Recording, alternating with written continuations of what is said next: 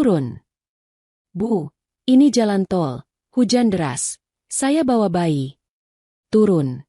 Kamu dan anakmu itu tidak pantas berada di mobil ini, apalagi di rumah kami. Assalamualaikum. Kisah kali ini begitu menyayat hati. Pernahkah kamu bayangkan? Seorang wanita muda berhijab, tubuhnya masih lemah setelah melahirkan, menggendong bayinya yang masih merah diturunkan di tengah jalan tol oleh ibu mertuanya sendiri. Hujan turun deras, malam pekat, dan dunia seperti menelannya hidup-hidup. Namun, siapa sangka, dari titik tergelap itulah, Allah menumbuhkan cahaya yang akan menerangi seluruh hidupnya. Apa yang membuat wanita ini bisa bertahan? Dan bagaimana ia akhirnya membalas semuanya? Sebelum kita mulai ceritanya, jangan lupa untuk like, share, dan subscribe channel ini, agar kamu tidak ketinggalan kisah-kisah penuh inspirasi yang menggetarkan hati. Kami doakan yang sudah like dan subscribe channel ini semoga rezekinya selalu mengalir deras, segala urusan selalu dipermudah, dan doanya semoga diijabah oleh Allah Subhanahu wa Ta'ala. Jangan lupa juga tekan tombol loncengnya, agar kamu jadi orang pertama yang tahu saat video terbaru hadir.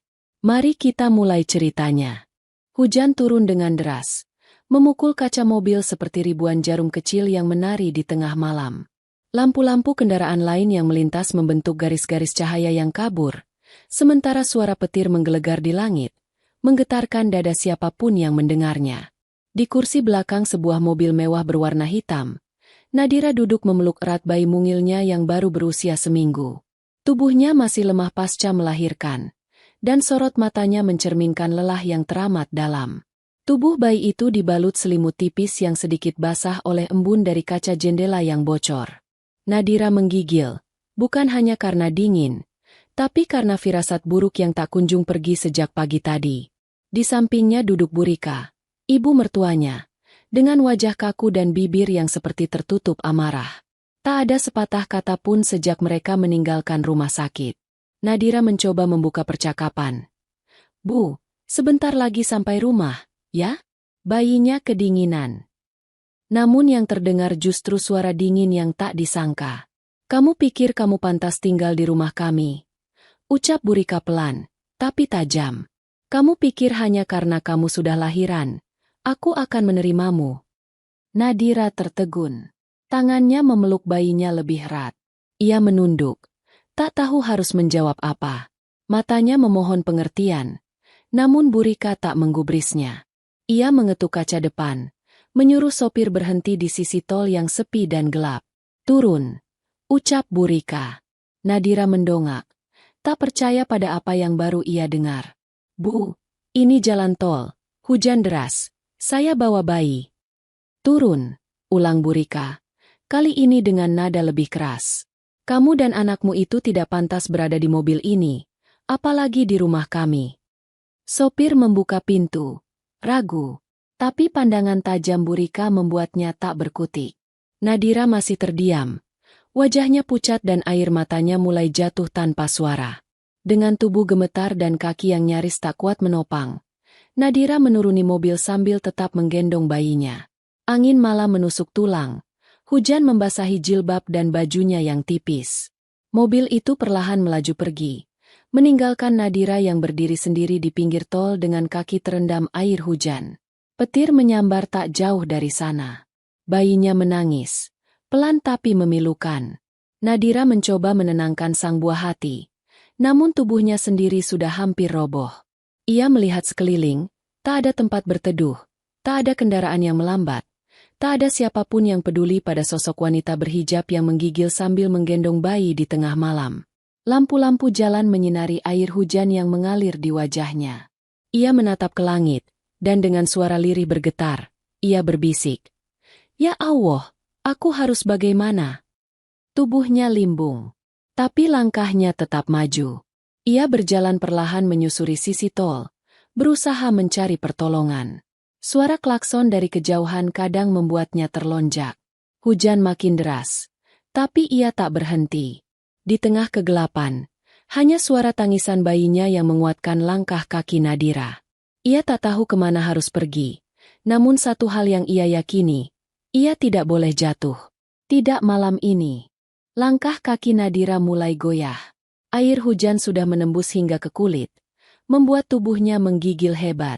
Bayi kecil yang digendongnya terus menangis. Suaranya parau tertutup gemuruh langit. Jalan tol begitu sunyi, seolah dunia memalingkan muka dari derita seorang ibu muda yang ditinggalkan tanpa ampun. Tangannya terus mengusap wajah bayinya yang basah, mencoba melindungi kepala mungil itu dari derasnya air. Namun hujan tak peduli. Angin malam menyapu jilbabnya hingga basah kuyup dan menempel di wajah. Nadira menoleh ke kanan dan kiri, berharap ada jalan keluar. Tapi sepanjang mata memandang hanya pagar beton dan semak-semak basah. Lampu jalan menyala redup, seolah ikut bersedih. Sebuah truk besar melintas. Air dari ban menyembur ke arah Nadira. Ia hampir tersungkur. Bayi di pelukannya menangis semakin keras.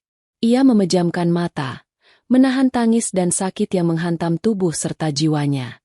Ya Allah! Gumamnya lirih. Lindungi anakku. Seketika sebuah motor berhenti tak jauh darinya. Lampunya menyorot ke arahnya. Nadira menoleh, namun ragu. Sosok pengendara mengenakan jas hujan lusuh dan helm penuh lumpur.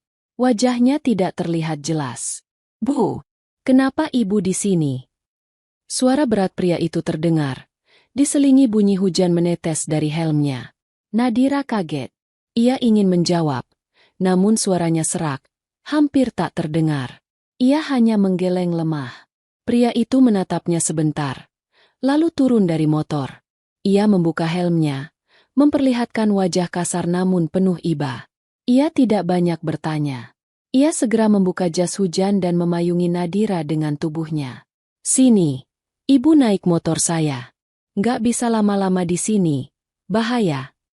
Nadira menatap pria itu, masih ragu. Tapi pelukan bayinya yang kian dingin membuatnya tak punya pilihan. Dengan susah payah, ia naik ke boncengan motor, masih memeluk bayinya erat. Jas hujan lusuh itu ia bagi dua, menutupi tubuh kecil buah hatinya. Motor itu lalu melaju perlahan menepi ke pintu keluar tol terdekat. Hampir 10 menit mereka melawan deras hujan di atas aspal yang licin dan gelap. Nadira memejamkan mata, menggigit bibir, menahan rasa sakit yang menjalar dari perut dan pinggangnya pasca melahirkan. Tangannya gemetar, namun ia terus melindungi bayinya. Akhirnya mereka tiba di sebuah gang kecil yang mengarah ke permukiman padat. Motor itu berhenti di depan rumah berdinding kayu yang remang, tapi tanpa hangat. Pria itu mengetuk pintu. Tak lama kemudian, seorang perempuan parubaya berjilbab membukakan pintu dengan wajah terkejut melihat kondisi Nadira. Astagfirullah, siapa ini, Mas?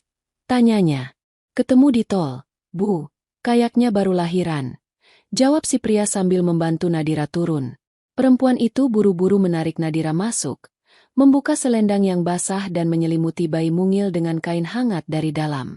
Suara tangisan bayi pun mulai reda. Seiring tubuh kecil itu dipeluk oleh kehangatan yang baru. Nadira duduk lemas di lantai rumah kecil itu. Tubuhnya gemetar hebat, namun wajahnya mulai tenang. Ia menatap wanita tua yang tengah mengelap kepala bayinya dengan air hangat. Pandangannya mulai buram, sebelum akhirnya segalanya menjadi gelap. Satu bisikan terakhir keluar dari bibirnya sebelum ia pingsan. Terima kasih. Ya Allah, engkau tidak pernah tidur. Udara pagi menyelinap masuk lewat celah jendela kayu yang belum rapat. Suara burung berkicau terdengar samar di antara aroma kayu basah dan tanah yang belum kering sepenuhnya. Di dalam rumah sederhana itu, Nadira terbangun perlahan. Pandangannya masih buram, namun suara bayi menangis lirih di sudut ruangan membuatnya segera sadar. Ia mendapati dirinya berbaring di atas tikar pandan, tubuhnya diselimuti kain hangat, dan di sampingnya duduk seorang perempuan tua berjilbab, yang tengah menyusui bayi kecilnya dengan menggunakan botol susu. Perempuan itu menoleh dan tersenyum lembut. Alhamdulillah. Maaf. Syukurlah kamu sudah sadar, Nak. Maaf tadi bayimu menangis terus. Jadi ibu kasih susu formula sedikit. Nadira terdiam. Ia duduk perlahan, menahan nyeri di perutnya. Matanya berkaca-kaca. Ini, di mana, Bu? Ini rumah ibu dan suami ibu, Pak Soleh. Tadi malam kamu dibawa kemari sama anak ibu, Namanya Dika. Katanya kamu ditinggal di tol. Tanya itu dilontarkan hati-hati, namun tidak terdengar menghakimi. Nadira menunduk. Tenggorokannya tercekat. Ia hanya mengangguk pelan. Ibu itu menepuk pelan punggungnya. Sudah. Kamu sekarang aman di sini. Kalau kamu nggak keberatan, tinggal saja dulu di sini. Rumah ini kecil, tapi hangat kok. Air mata Nadira tak terbendung. Ia memeluk bayi mungilnya dan mencium ubun-ubunnya yang hangat. Perasaannya campur aduk. Luka yang masih menganga di hatinya belum kering. Tapi kebaikan orang asing ini seperti balsem yang perlahan mendinginkan luka itu. Tak lama kemudian, seorang pria tua dengan sarung kotak dan peci putih masuk membawa rantang nasi. Wah, alhamdulillah. Maksud saya, syukur juga kamu udah bangun. Nak, ujarnya ramah. Namaku Soleh. Aku tahu wajah orang yang teraniaya, karena aku pernah di posisi itu. Nadira menatap Pak Soleh dengan mata sendu. Kamu nggak usah takut. Di rumah ini nggak ada yang menilai masa lalumu. Yang penting kamu mau bangkit. Hari-hari pun berlalu. Nadira mulai merasa nyaman tinggal di rumah itu. Dika, pria yang menolongnya di tol, ternyata bekerja sebagai pengantar sembako ke pasar. Ia pendiam, tapi selalu sigap membantu. Setiap pagi, Nadira membantu Bu Soleh menyiapkan kue dan gorengan yang akan dijual di lapak kecil depan gang. Sore hari, ia menjaga bayi sambil belajar membuat adonan kue baru dari resep-resep lama milik Bu Soleh. Suatu malam, di bawah cahaya temaram lampu minyak, Bu Soleh duduk bersila di dekat rak bumbu dapur. Ia memanggil Nadira pelan. Nak, ibu tahu, kamu pasti punya banyak luka di hatimu. Tapi jangan biarkan luka itu jadi alasan kamu menyerah. Kadang, Allah menaruh kita di tempat paling bawah, hanya untuk membuat kita bisa bangkit lebih tinggi dari sebelumnya. Kalimat itu terukir dalam hati Nadira. Di malam itu pula, ia duduk sendirian menatap bayinya yang tertidur pulas. Dengan suara pelan dan dada bergetar, ia berbisik ke telinga sang buah hati. Kita akan bangkit. Nak, Bunda janji. Suatu hari nanti, orang-orang yang membuang kita akan tahu siapa kita sebenarnya. Pagi itu, langit cerah tanpa awan. Di depan rumah kayu sederhana milik Bu Soleh, aroma kue goreng dan bolu pisang menyebar ke gang sempit yang mulai ramai oleh lalu lalang warga. Nadira duduk di bangku kayu kecil, menata loyang berisi jajanan yang baru saja keluar dari kukusan. Tangannya cekatan, namun sorot matanya masih menyimpan sisa luka. Sudah hampir 3 bulan sejak kejadian malam di jalan tol itu. Luka di tubuhnya mulai sembuh, begitu pula hatinya. Meski tak sepenuhnya pulih, tapi perlahan ia mulai berdiri. Bayi mungilnya, Arfan, tumbuh sehat dan ceria. Ia kini sudah bisa mengangkat kepala dan tersenyum setiap kali Nadira memeluknya. Tawa kecil Arfan setiap pagi menjadi penyemangat yang tak tergantikan. Baginya, anak itu bukan sekadar darah daging, tapi juga simbol kekuatan yang Allah titipkan padanya. Suatu hari, saat sedang menata kue di lapak, seorang ibu muda bertanya dengan senyum kagum. Kue bolu pisang ini beda, ya. Harumnya kuat, lembut banget. Ini buatan Mbak sendiri. Nadira tersenyum malu. Iya, Bu. Saya belajar dari Ibu Soleh. Sejak hari itu, pembeli mulai datang lebih banyak. Tak hanya warga sekitar, tapi juga pedagang dari pasar lain yang ingin menjual kembali kue buatan Nadira.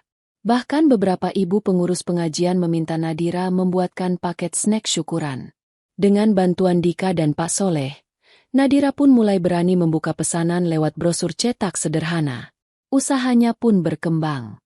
Tak jarang ia begadang sampai larut malam demi menyelesaikan pesanan. Namun ia tetap menjaga satu hal. Setiap adonan kue selalu dimulai dengan doa. Bismillah, semoga rezeki ini berkah, ya Allah, bisiknya lirih di tengah malam. Namun kehidupan baru itu tak sepenuhnya tenang. Suatu malam, saat Nadira sedang mengganti popok Arfan, ia mendengar suara dari luar rumah. Terdengar 2 orang laki-laki mengobrol dengan nada curiga. Bukannya ini rumah yang dijadiin tempat ngumpet sama cewek yang dulu viral itu? Yang ditinggal di tol sama ibu mertuanya. Ah masa sih? Tapi mukanya kayaknya mirip. Bro, Nadira tercekat. Tangannya berhenti bergerak. Ia tak menyangka. Rupanya ada yang mengenal wajahnya. Ia memeluk Arfan erat. Sementara pikirannya dipenuhi kecemasan. Ia tak ingin masa lalunya kembali jadi bahan gunjingan. Keesokan harinya, ia duduk termenung di dapur. Bu Soleh menghampiri, lalu meletakkan segelas air hangat di depannya. "Kenapa, Nak? Wajahmu kusut sekali." Nadira menunduk. "Bu, sepertinya orang-orang mulai tahu siapa saya. Takutnya, orang jadi menjauh." Bu Soleh menghela napas. Ia duduk di samping Nadira dan menggenggam tangannya. "Dengar, Nak, orang-orang akan selalu bicara. Tapi kamu tak hidup untuk mereka. Kamu hidup untuk dirimu sendiri, untuk anakmu. Dan ingat, Allah tidak akan biarkan aib menempel pada orang yang teraniaya. Justru, dari luka itulah kamu dibentuk jadi kuat." Ucapan itu seperti suntikan kekuatan.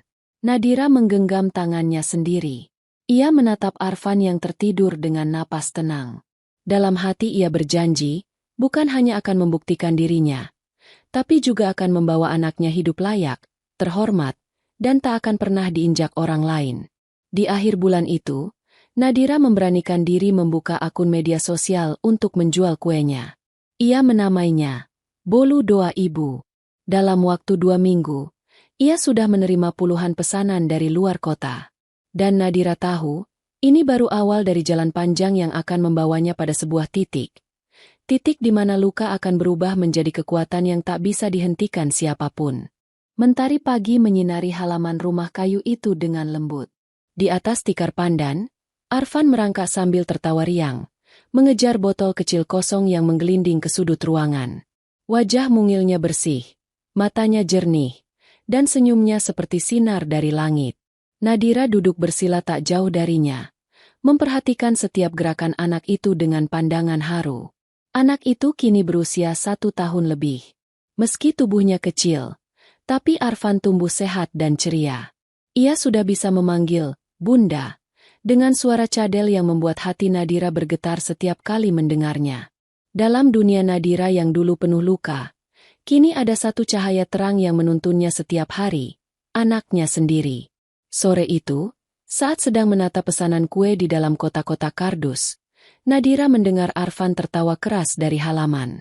Ia keluar dan melihat anak itu digendong oleh Dika yang baru pulang kerja. "Ih, Arfan ini makin berat, loh," keluh Dika sambil tertawa kecil. Nadira ikut tersenyum. "Makanya jangan digendong terus, nanti manja." Dika menoleh. Kalau anaknya seceria ini, siapa juga yang tega nggak gendong? Obrolan itu ringan, tapi cukup untuk membuat dada Nadira hangat. Ia tahu, Dika selalu memosisikan dirinya sebagai kakak laki-laki bagi Arfan, dan tak pernah bersikap melebihi batas. Namun di mata anak kecil itu, Dika seperti pahlawan kecil yang selalu siap menolong saat ia menangis. Di balik kehangatan hari-hari itu, usaha Nadira pun semakin dikenal. Salah satu video yang menampilkan proses pembuatan bolu kukusnya sempat viral di media sosial. Komentar-komentar penuh pujian datang silih berganti. Banyak yang tak tahu bahwa wanita di balik akun itu dulunya pernah dibuang di tengah jalan tol. Dan Nadira tak merasa perlu menceritakannya. Namun ada satu pesan masuk yang membuat Nadira terdiam. "Assalamualaikum. Apakah ini benar usaha Bolu Doa Ibu? Saya dari Panitia UMKM Provinsi. Kami ingin mengundang Ibu untuk mengikuti lomba produk kreatif halal mewakili kecamatan." Tangan Nadira gemetar. Ia membaca pesan itu berulang-ulang. Saat malam tiba, ia menceritakan hal itu pada Bu Soleh dan Pak Soleh. Wajah pasangan tua itu bersinar penuh bangga. "Sudah Ibu bilang, orang yang sabar dan jujur, pasti Allah angkat derajatnya. Dan kamu, Nak, kamu sudah membuktikan itu." Nadira berangkat ke lomba dengan membawa Arfan dan beberapa loyang bolu kukus terbaiknya. Ia mengenakan gamis putih bersih dan jilbab polos yang ia setrika sendiri semalam. Di tengah aula besar itu, Nadira berdiri di antara puluhan peserta lain dari berbagai daerah. Tak satu pun yang mengenal masa lalunya. Yang mereka lihat hanya wanita muda berhijab, membawa produk sederhana yang penuh makna. Ketika namanya diumumkan sebagai juara 3 besar, seluruh ruangan bertepuk tangan. Nadira tersenyum, tapi di dalam hatinya ia menunduk, menyebut nama Allah berkali-kali. Di saat yang sama, seseorang dari barisan penonton sempat berdiri. Wajahnya familiar, seperti seseorang dari masa lalu. Nadira hanya melihat sekilas, namun getaran itu begitu nyata. Ia menoleh ke arah Arfan yang sedang digendong Dika. Bayi itu tersenyum lebar, seolah tahu ibunya baru saja melangkah ke tingkat baru dalam hidup. Dan Nadira yakin, semua ini belum selesai. Cahaya yang Allah titipkan padanya baru saja mulai menyinari jalannya. Dan suatu hari, cahaya itu akan sampai ke mata orang-orang yang pernah meninggalkannya di tengah hujan malam. Di sudut ruang tamu rumah mewah bercat abu-abu di kawasan elit kota, Bu Rika duduk termenung. Tangannya menggenggam cangkir teh hangat yang mulai mendingin, namun pikirannya jauh melayang. Beberapa minggu terakhir, hidupnya terasa aneh. Usaha catering besar miliknya yang dulu jaya kini sedang sekarat. Pesanan menurun, pegawai mulai mengeluh, dan mitra bisnis perlahan menjauh. Di layar televisi di depannya, seorang pembawa acara talk show menampilkan 3 pengusaha muda inspiratif dari sektor rumahan. Salah satunya adalah Nadira. Wajah itu, sorot mata itu, Bu Rika nyaris menjatuhkan cangkirnya. Presenter menyebut nama lengkap wanita itu dengan penuh kekaguman. Inilah Ibu Nadira Hairunisa, pendiri brand Bolu Doa Ibu, yang berhasil bangkit dari keterpurukan menjadi inspirasi banyak ibu muda di Indonesia. Bu Rika mengatupkan mulutnya. Gemetar. Itu tak mungkin. Tak mungkin wanita yang ia campakan di tengah tol kini tampil anggun di layar televisi nasional. Dengan jilbab sederhana, senyum hangat, dan bahasa tubuh percaya diri, Nadira menjawab setiap pertanyaan dengan tenang. Ia menyebut pentingnya kesabaran, usaha yang jujur, dan doa yang tak putus kepada Allah. Tak sekalipun ia membicarakan masa lalunya. Tidak tentang suami yang meninggalkannya, tidak tentang ibu mertua yang membuangnya. Nadira membiarkan semuanya menjadi pelajaran sunyi dalam perjalanan bangkitnya. Namun bagi Bu Rika, itu bukan sekadar tayangan. Itu adalah hantaman yang menghunjam harga diri dan kesombongannya. Dalam diam, ia mengingat malam hujan itu. Suara pintu mobil yang tertutup. Tangisan bayi. Sorot mata Nadira yang berkaca-kaca saat ia berkata, "Bu, ini jalan tol, saya bawa anak." Ia tak menyangka, perempuan lemah yang ia usir dari hidup anaknya, kini tumbuh lebih tinggi dari apapun yang bisa ia bayangkan. Beberapa hari setelah tayangan itu, para pelanggan Bu Rika mulai membatalkan pesanan. Mereka beralih ke produk yang sedang naik daun, Bolu Doa Ibu.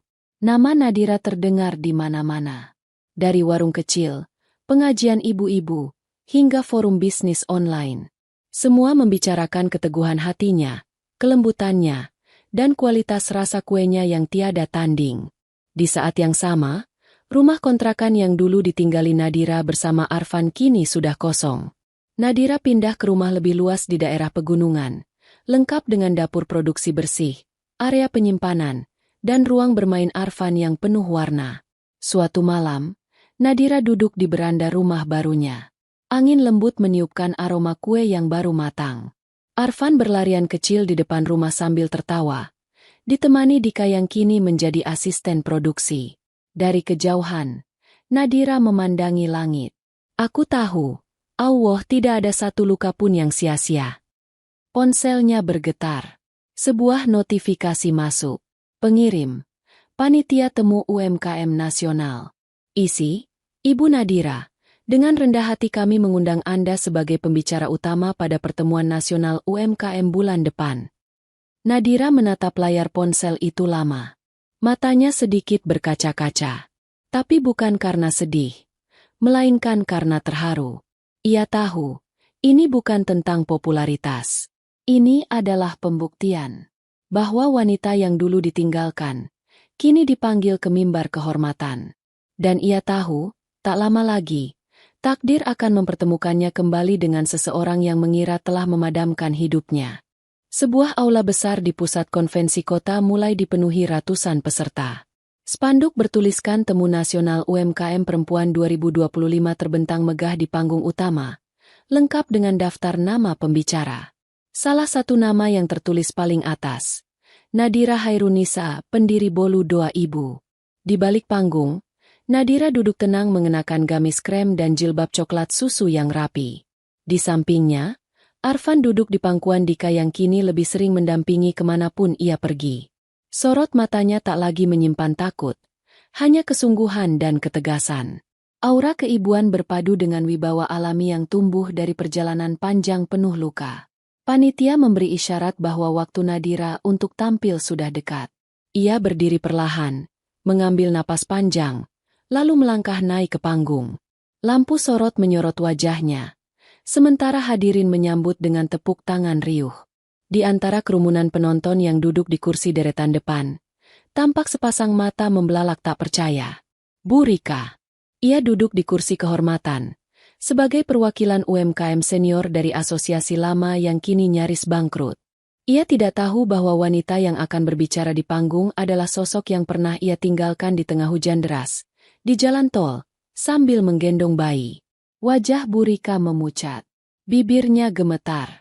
Tangannya mencengkeram tas kecilnya erat-erat. Waktu terasa berhenti. Nadira memulai pidatonya. Suaranya tenang, namun menggema kuat. Assalamualaikum warahmatullahi wabarakatuh. Nama saya Nadira Hairunisa. Saya adalah ibu dari satu anak laki-laki yang menjadi cahaya hidup saya. Dan saya adalah pendiri usaha kecil yang dulu hanya bermula dari dapur rumah kayu mungil di pinggir gang. Ia berhenti sejenak. Sorot matanya menyapu seluruh ruangan. Sekilas, matanya bertemu dengan Bu Rika. Namun tak ada kemarahan. Tak ada kebencian. Hanya ketegasan dan luka yang telah menjadi kekuatan. Saya tidak datang dari keluarga pebisnis. Saya tidak punya modal besar. Bahkan, saya memulai usaha ini dari titik yang banyak orang mungkin tak akan sanggup bertahan. Tapi saya percaya, jika kita tidak meninggalkan kejujuran dan doa, Allah akan mengangkat siapa saja yang berani bertahan. Ruang itu hening. Semua mendengar dengan penuh takzim. Di kursinya, Bu Rika menunduk dalam-dalam. Kepalanya terasa berat. Ia seperti dihantam oleh kenyataan yang selama ini ia anggap mustahil. Nadira melanjutkan pidatonya, namun tidak sekalipun ia menyebut tentang perlakuan masa lalu. Tidak menyindir. Tidak menuduh. Ia hanya bicara tentang perjuangan, ketabahan, dan bagaimana Allah tak pernah tidur melihat air mata seorang ibu yang tulus. Ketika pidato selesai, hadirin berdiri memberikan tepuk tangan. Nadira turun dari panggung dengan kepala tegak. Di balik panggung, Arfan langsung berlari kecil menyambut bundanya. Nadira menggendongnya dan mengecup kening anak itu. Tak lama, panitia memberitahu bahwa ada perwakilan asosiasi lama yang ingin bersilaturahmi. Nadira menoleh.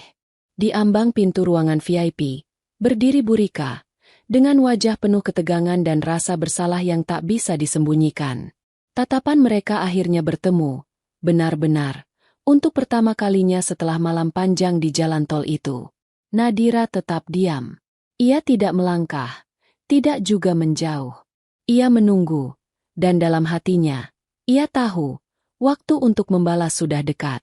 Tapi bukan dengan kemarahan. Langkah kaki Bu Rika begitu pelan saat memasuki ruang VIP tempat Nadira menunggu. Ruangan itu sepi. Hanya terdengar suara pendingin ruangan yang berdengung rendah. Arfan tertidur di pangkuan Dika di sudut ruangan. Sementara Nadira duduk di kursi dengan tubuh tegap dan wajah yang teduh. Tidak ada senyum, tapi juga tidak ada dendam di sorot matanya. Hanya diam, yang mengguncang hati. Bu Rika berdiri mematung di depan pintu, seolah tubuhnya ditahan oleh rasa malu dan penyesalan yang membatu. Nadira tidak berkata apa-apa. Ia hanya memandang wanita itu dalam-dalam, seolah memberi ruang bagi ingatan untuk berbicara sendiri. Dan ingatan itu datang seperti air bah. Bu Rika melihat kembali malam gelap di jalan tol. Lampu merah kendaraan. Hujan deras. Tangisan bayi. Pintu mobil yang ia suruh buka. Wajah Nadira yang basah oleh air mata dan air langit. Kata-kata terakhir yang ia dengar malam itu. Saya bawa anak, Bu. Tubuhnya bergetar. Nadira. Suara itu akhirnya keluar dari mulut Burika, gemetar dan serak. Saya tidak tahu harus mulai dari mana. Salah, sangat salah. Nadira menunduk sebentar, lalu menegakkan kepala. Ibu tahu, waktu saya diturunkan malam itu, saya kira hidup saya selesai. Tapi ternyata, hidup saya baru saja dimulai. Burika tak mampu menatapnya. Air mata mulai menetes perlahan di pipinya. Namun ia berusaha menyekanya dengan tisu yang sudah basah dari tadi. Aku tidak pantas dimaafkan. Aku bahkan tidak pantas berada di hadapanmu sekarang. Nadira menghela napas dalam-dalam. Lalu dengan suara pelan, ia menjawab. Saya tidak pernah minta ibu minta maaf. Dan saya juga tidak menyimpan dendam. Karena kalau saya biarkan kebencian tinggal di dada, saya tak akan sampai di titik ini. Burika menutup wajahnya. Tangisnya pecah tanpa suara. Ia berusaha menyembunyikan wajahnya. Namun tubuhnya yang bergetar tak mampu menyembunyikan penyesalan yang memuncak. Apa saya masih boleh lihat cucu saya, meski hanya sebentar? Nadira menoleh ke arah Arfan. Anak itu masih tertidur di pangkuan Dika, dengan napas lembut dan wajah yang damai. Ibu tidak meninggalkan dia. Tapi ibu pernah meninggalkan saya, ujar Nadira lirih. Tapi kalau Allah saja masih memberi saya kesempatan kedua, kenapa saya tidak bisa memberi itu pada orang lain? Burika menunduk, tak mampu menjawab. Nadira berdiri, lalu melangkah pelan ke arah Arfan. Ia menggendong anak itu dengan lembut, lalu berjalan ke hadapan Burika. Ia menatap wanita tua itu sebentar, lalu dengan gerakan perlahan, mengulurkan tubuh mungil itu ke pelukan Burika. Burika mendongak, tak percaya. Tangannya gemetar saat menyentuh lengan kecil cucunya. Ketika Arfan bergerak dalam tidurnya dan bersandar di dada Burika, wanita tua itu menangis sejadi-jadinya. Tapi bukan tangis kemenangan. Itu adalah tangis dari seorang nenek, yang merasa untuk pertama kalinya diampuni oleh langit. Sore itu, matahari menembus kaca jendela ruang VIP, menerangi 3 generasi yang pernah terpisah oleh kesombongan dan ego, tapi kini bertaut kembali oleh ketulusan dan keberanian memaafkan. Dan untuk pertama kalinya, Burika menyebut nama Allah dengan suara yang benar-benar bergetar. Seminggu setelah pertemuan haru itu, langit pagi terlihat cerah di kawasan pegunungan tempat Nadira kini tinggal. Udara dingin namun segar mengalir melalui sela-sela jendela besar rumah barunya.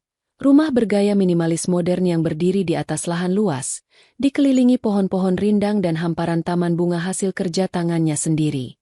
Di meja makan, Nadira sedang menulis sebuah surat dengan tangan sendiri. Tulisan tangannya halus dan rapi. Setelah selesai, ia melipatnya perlahan dan memasukkannya ke dalam amplop putih polos tanpa nama. Hanya tulisan kecil di ujung kanan bawah. Untuk seseorang yang pernah membuangku, namun kini butuh rumah untuk pulang. Ia menyerahkan surat itu kepada kurir pribadi, lalu mengangguk tenang. Pastikan ini sampai ke tangan Burika langsung. Kurir itu pergi, dan Nadira kembali melanjutkan aktivitasnya, seolah tidak ada apa-apa. Tapi dalam hatinya, ia tahu, surat itu akan mengguncang seseorang. Sementara itu, di sebuah rumah tua yang pernah menjadi simbol kebanggaan keluarga besar Burika, suasana terasa hampa. Kursi-kursi tamu sudah mulai berdebu. Dinding-dinding penuh lukisan lama tapi kini dibiarkan kusam. Usaha catering yang dulu dikenal seantero kota kini tinggal nama, bangkrut perlahan, tergerus oleh perubahan zaman dan ketidaktulusan pengelolanya. Pagi itu, Burika duduk di kursi rotan yang sudah renggang anyamannya. Tatapannya kosong, pikirannya terus kembali ke wajah Nadira, ke pelukan cucunya yang masih terasa hangat seminggu lalu. Saat itulah bel rumah berbunyi. Seorang kurir menyerahkan amplop putih itu dengan sopan. Permisi, Ibu. Ini undangan pribadi. Burika menerima surat itu dengan jantung berdebar. Ia membuka perlahan dan membaca isinya. Undangan silaturahmi di kediaman Nadira, dengan catatan kecil di akhir kalimat. Silakan datang dengan hati yang lapang, bukan dengan gelar, bukan dengan dendam. Tangannya bergetar. Matanya berkaca-kaca. Hari yang dinanti pun tiba. Sebuah mobil tua milik keluarga Burika berhenti di depan gerbang besi berwarna hitam yang terbuka perlahan, memperlihatkan halaman rumah luas dan bangunan modern yang berdiri anggun. Tanaman hias tumbuh subur, kolam ikan kecil memantulkan cahaya matahari pagi, dan aroma bolu kukus khas menyambut dari arah dapur produksi yang berada di sisi rumah. Burika melangkah pelan. Tubuhnya dibalut gamis sederhana warna abu-abu. Ia bukan lagi wanita angkuh yang dulu berdiri tegak penuh kesombongan. Kini ia datang membawa keheningan dan harapan. Di depan pintu, Nadira sudah menunggu. Ia mengenakan jilbab putih bersih. Senyum kecil menghiasi wajahnya. "Selamat datang, Bu," ucap Nadira tenang. Burika tak sanggup bicara. Ia hanya mengangguk pelan. Matanya basah. Nadira mempersilakan masuk ke ruang tamu yang hangat dan lapang. Di dinding, terpasang figura-figura kecil berisi foto Arfan dalam berbagai usia. Ada pula sertifikat lomba, piagam penghargaan, dan kutipan kaligrafi bertuliskan, "Siapa yang bersabar di saat ia mampu membalas, itulah yang paling dekat dengan kasih sayang Allah." Burika membaca tulisan itu dengan dada berdesir. Tak lama kemudian, Arfan berlari kecil dari dalam rumah dan memeluk kaki Nadira.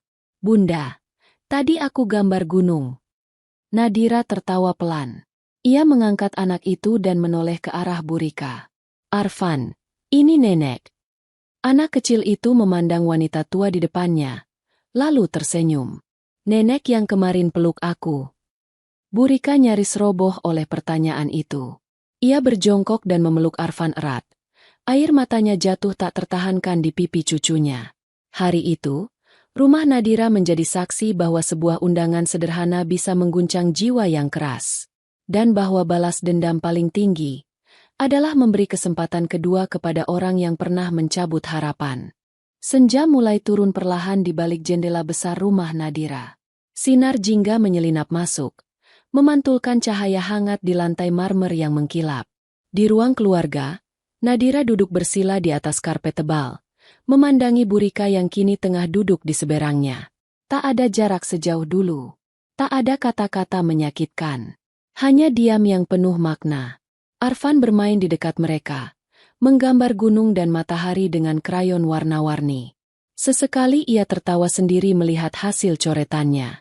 Nadira mengusap kepalanya lembut, lalu menatap Burika. "Ibu mau teh hangat atau kopi?" tanyanya pelan, sopan. Burika tersenyum lemah. "Teh saja, Nak." Tak lama kemudian, Nadira menyajikan teh panas di cangkir putih. Ia duduk kembali dengan punggung tegak. Di antara mereka, tak ada topik yang ringan. Hanya satu hal yang menggantung di udara, menunggu diucapkan, pengakuan dan pengampunan. Burika menatap teh di tangannya. Jemarinya gemetar ringan. "Aku masih ingat betul malam itu. Malam saat aku turunkan kamu, seperti sampah," ucapnya pelan, nyaris tak terdengar. Nadira diam, menunggu.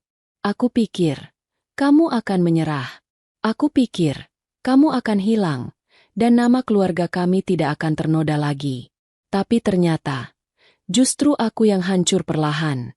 Usaha jatuh, reputasi hilang, dan tiap malam, wajahmu muncul di mimpiku. Basah kuyup, menggendong bayi, memohon di bawah hujan." Nadira menunduk sejenak, lalu menatap langsung ke mata wanita yang pernah membuangnya. "Saya tidak pernah mendoakan keburukan ibu," ujarnya dengan tenang. "Tapi saya juga tidak pernah lupa rasanya di malam itu. Ketika satu-satunya yang bisa saya peluk hanyalah bayi saya, dan langit." Air mata Burika kembali menetes. Tapi kali ini Nadira tak menoleh untuk menghapusnya.